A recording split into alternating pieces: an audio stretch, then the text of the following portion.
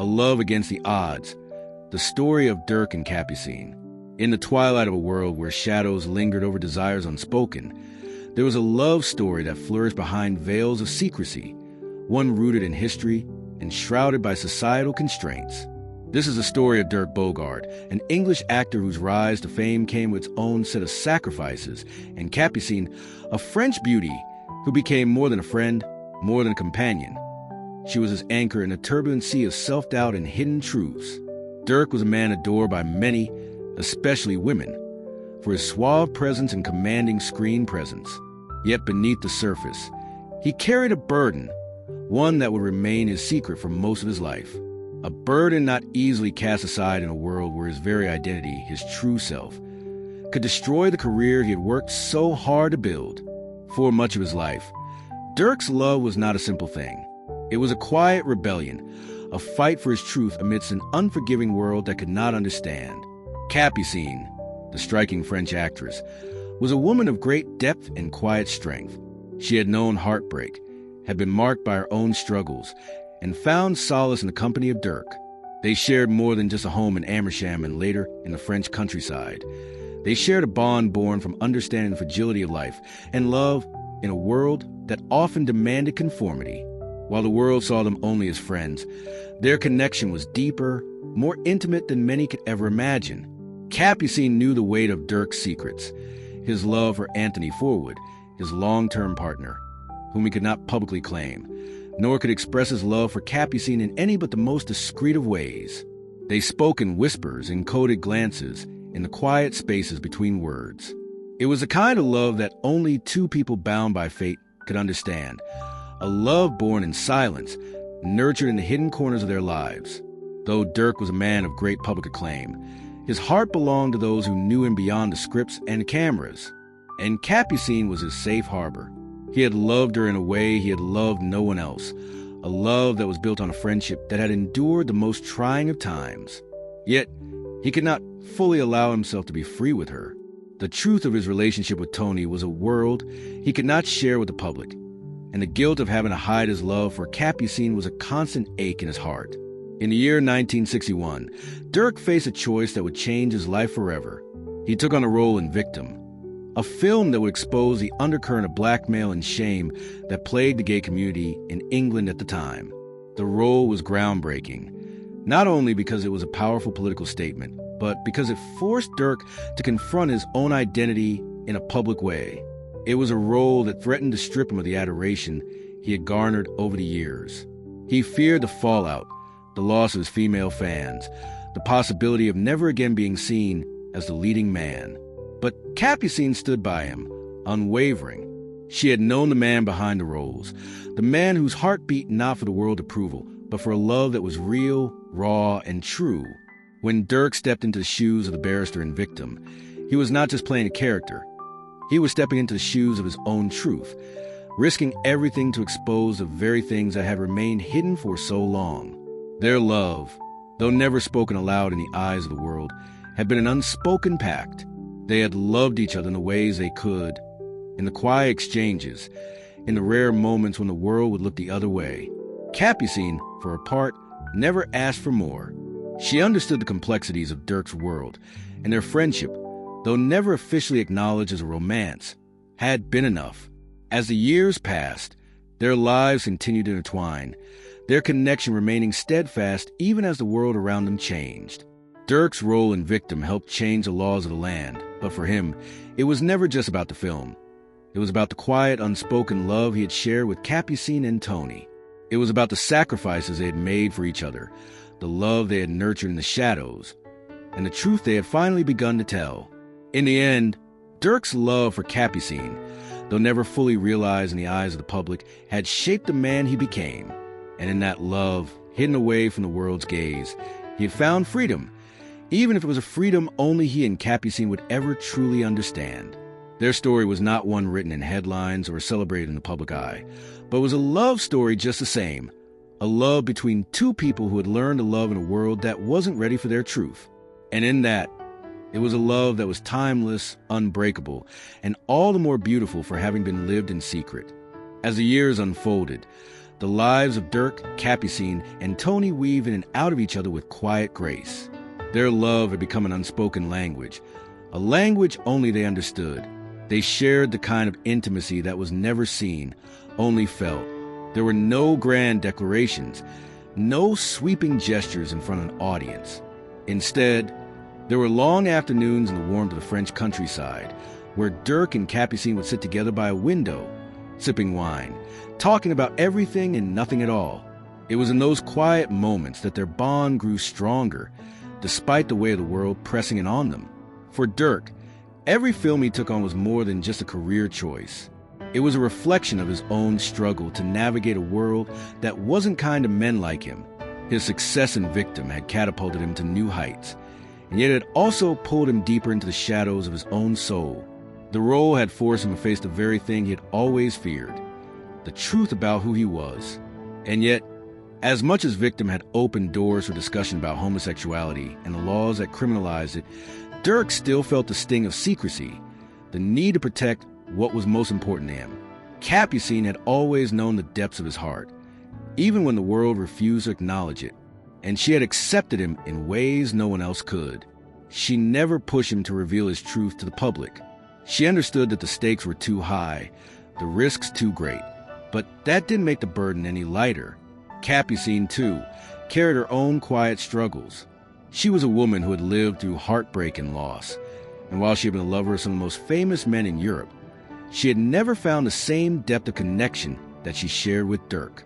Their relationship, though never publicly labeled as a romance, was built on trust and a deep emotional understanding that transcended the physical.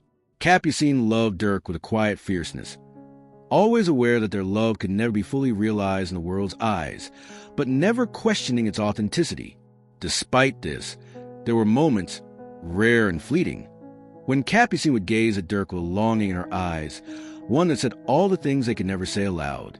And in those moments, Dirk would take her hand, squeezing it gently, silently conveying that he understood, that he too had always longed for more.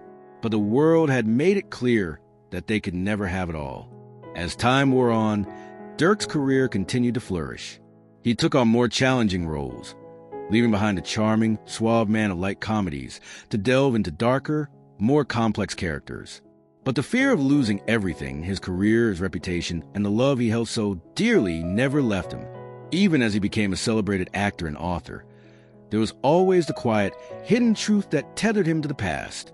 His long-term relationship with Tony remained a carefully guarded secret, though it was known to those closest to him. Tony had been there for him in ways no one else could understand, providing the stability that Dirk had longed for amidst the chaos of fame. Capucine, ever the supportive friend and companion, stood by Dirk throughout it all, never demanding more than he could give. She was there when he needed a listening ear, when he needed to escape the pressures of fame, and when he needed someone to remind him of the person he was beneath the roles and the public image. In the late 1960s, the world began to change.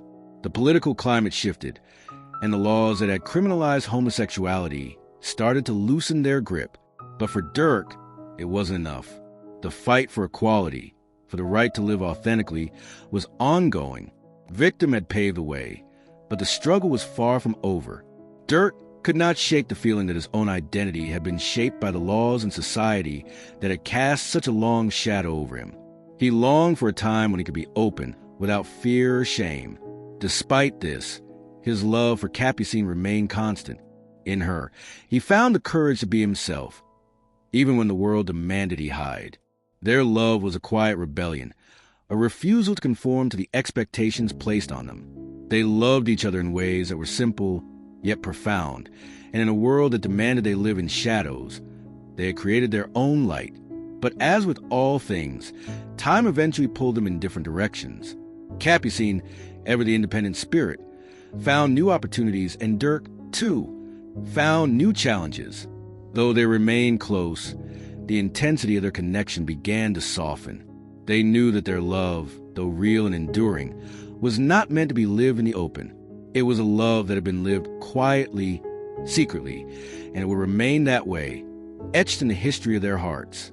In the years that followed, Dirk and Capucine would continue their friendship until Capucine's death in 1990.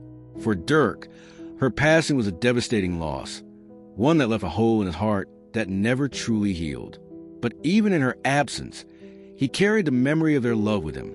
It was a love that had never been fully realized, never fully celebrated, but one that had shaped his life in ways that could never be erased. Dirk Bogarde's legacy, much like his love for Capucine, was complicated. He was a man who had lived in the shadows, a man who had hidden his true self to protect his career and the love he held dear. But in the quiet moments, in the spaces where only Capucine and Tony knew him, Dirk was free, and that, in the end, was all that mattered. On this day, March 29th, we remember Dirk Bogarde not just as a celebrated actor, author, and cultural icon, but as an essential figure in the struggle for LGBTQ+ visibility and acceptance. Born in 1921, Dirk's legacy is one that resonates deeply within the history of queer culture, particularly during a time when his very identity would have cost him everything. In an era where being gay was criminalized, Dirk's career was a delicate balancing act. He lived in an industry that demanded conformity and stifled authenticity, yet his performances and personal journey helped lay the groundwork for the acceptance of LGBTQ+ people in the public sphere. His portrayal of the closeted barrister and victim was not just an acting achievement. It was an act of courage. That role challenged societal norms and, through his quiet, heartfelt performance, helped push the conversation forward. At a time when homosexuality was illegal and invisible in mainstream cinema, Dirk brought depth and humanity to a character who was grappling with his own truth. His choice to take on that role, despite the risk to his career, spoke volumes about his own hidden life and his belief in the power of storytelling to shift cultural perceptions. But Dirk's story is one of subtle defiance. He never publicly acknowledged his relationship with Tony Forwood, nor did he declare himself openly as gay. The world saw him as a dashing leading man, the object of adoration for female fans. Yet behind closed doors, he lived a life with his partner that was meaningful, loving, and deeply committed. This silent rebellion, the choice to love freely even when society demanded silence, is a part of his quiet revolution. In a world that expected him to conform, he chose instead to live his truth in his own way, on his own terms. Today, as we mark his birthday, we celebrate not just his artistic achievements, but his role in the fight for LGBTQ+ rights. Dirk Bogarde's refusal to publicly label himself or define his love by society's narrow standards helped break down barriers. Through his choices, both on screen and off, he became an inadvertent trailblazer, showing the world a life of authenticity and love was possible, even if it could not always be fully embraced by the public eye. Dirk's legacy is intertwined with the larger story of gay liberation. He may not have been a loud activist or a vocal spokesperson for LGBTQ+ rights, but in his own quiet, steadfast way, he played a crucial role in the visibility and acceptance that followed in the decades after. He was one of the first mainstream actors to portray homosexuality on screen with empathy, helping to shift attitudes toward the community. His work in Victim directly contributed to the legal and cultural changes that would follow, changes that allowed future generations to live more openly and authentically. As we honor Dirk Bogarde today, we reflect on how far we've come and how much of that progress is owed to those like him, figures whose courage was born not of grand gestures, but of quiet determination. Dirk Bogarde may not have shouted his truth from the rooftops, but he lived it with a quiet dignity, and in doing so, helped pave the way for a more open, more accepting world. Today, on his birthday, we remember his contributions to both the world of cinema and to the ongoing journey toward equality for LGBTQ+ people. His life reminds us that our stories, no matter how hidden they may be, have the power to shape history. And in his case, Dirk Bogarde's legacy will always be part of that history, one of love, of courage, and of enduring strength.